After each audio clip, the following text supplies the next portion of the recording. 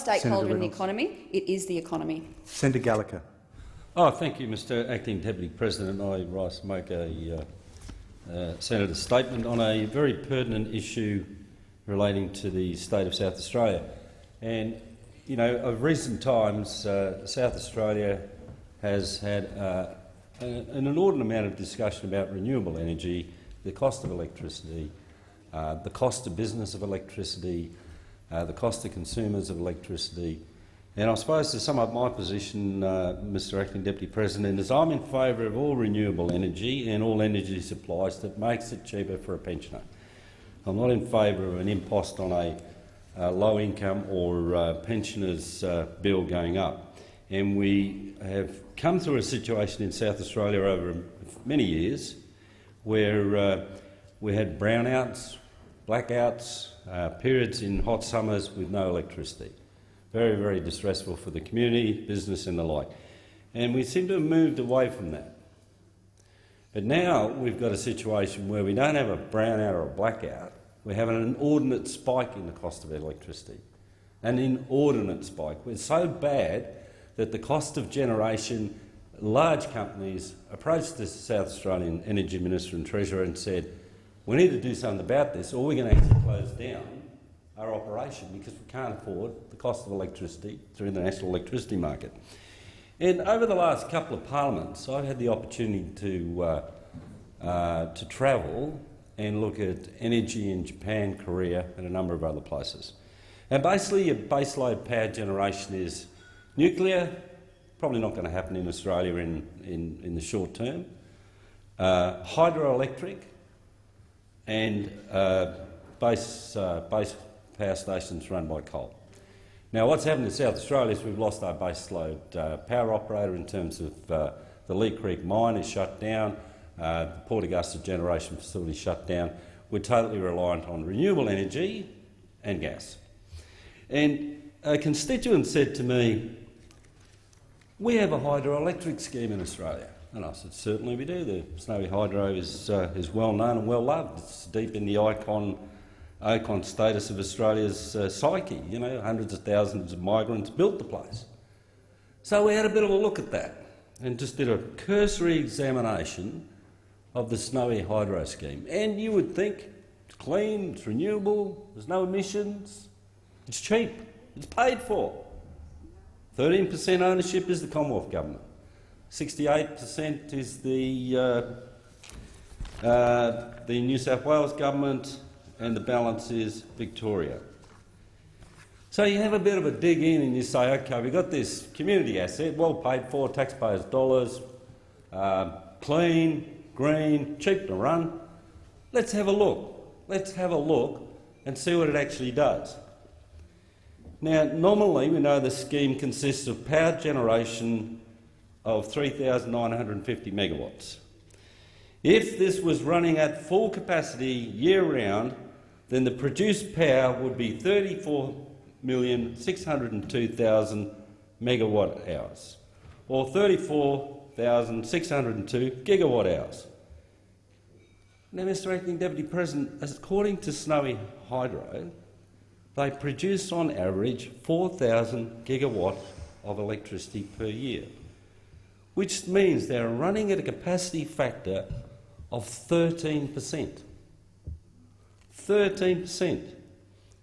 Now, normally, you would expect a clean, green, renewable asset capable of producing enormous amounts of electricity to actually be contributing at full bore. It doesn't make, it's counterintuitive that a totally renewable source of energy, constrained only by the water in the dams, under this current system in the national electricity market, only operates at 13% capacity a year. Now, Mr Acting Deputy President, I read that Canberra wanted to be 100% renewable, and they're building wind farms. Well, I'd have thought they just need to look up the road and have one of those 9 turbines power the 500,000 people or thereabouts that are seeking to use electricity in Canberra. So it seems to me that there's something not quite right in this. We have a fully paid-for asset operating at 13% of capacity. And we know through examination of the accounts of the corporation and that it makes a respectable dividend. It makes money. But once again, if we are in favour of cleaner, greener, renewable energy, how is it possible that one of these nationally owned assets can be just ticking along at 13% of capacity? Why are we building wind farms or other renewable energy sources when we have a fully paid for, remarkable asset, which its own publicity will say can turn a power station on in 90 seconds and connect to the grid, the national grid, which excludes Northern Territory and Western Australia, is my information, but it can push power out to all of the connected parts of the national grid. Now, how is this possible? And when you go and dig a bit deeper, they've got other power stations. They own gas plants. They own energy retailing companies. They have about 650 employees, a proper professional board, and all of the things that go with that. But what you do find if you dig into this subject matter, which I find absolutely intriguing, baseload power supply, clean, green, hydro, renewable, paid for, cheap to run, only operating at 13% of capacity. And then to add insult to injury, Mr Acting Deputy President, you find this. Failure to comply with generator dispatch instructions. The case of the Australian Energy Regulator versus Snowy Hydro.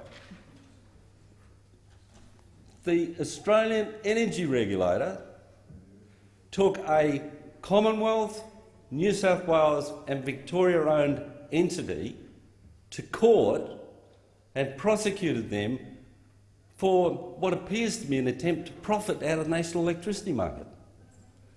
And we know that Snowy Hydro would pay penalties of $400,000. It would appoint an independent compliance expert to review the accuracy of Snowy Hydro's internal documents relating to complex dispatch instructions. And that Snowy Hydro would make a $100,000 contribution to the Australian Energy Regulator's legal costs. Now, to the person who in South Australia gets an electricity bill which they can't pay, in fact, they might have to ask for time to pay. Most of us in this place are pretty fortunate, just bill comes in, bill goes out. But where there are people in the Riverland struggling with a high cost of electricity for their production facilities, where there are genuine businesses struggling to pay people on the job and their energy costs, and you have a thing like the Snowy Hydro, clean, green, renewable, operating at 13% of capacity, and then being fined by the energy regulator for playing a game of profiteering. That is quite extraordinary. Extraordinary and worthy of much more scrutiny in this place than perhaps it's had in the past, because most of this information was an absolute revelation to me. When a constituent said to me the Snowy Hydro does no work and probably only operates for 30 or 40 days a year, I actually thought they didn't know what they were talking about. But when the actual annual report of the Snowy Hydro says they operate at 13% of capacity and that they have actually made a provision to pay a fine imposed by the energy regulator, things are not right. I mean, we all seek cheap, green, renewable energy. We have it in spades in the Snowy Hydro, and somehow or other it has gone completely awry. That asset, that national asset, is working 13% of its capacity.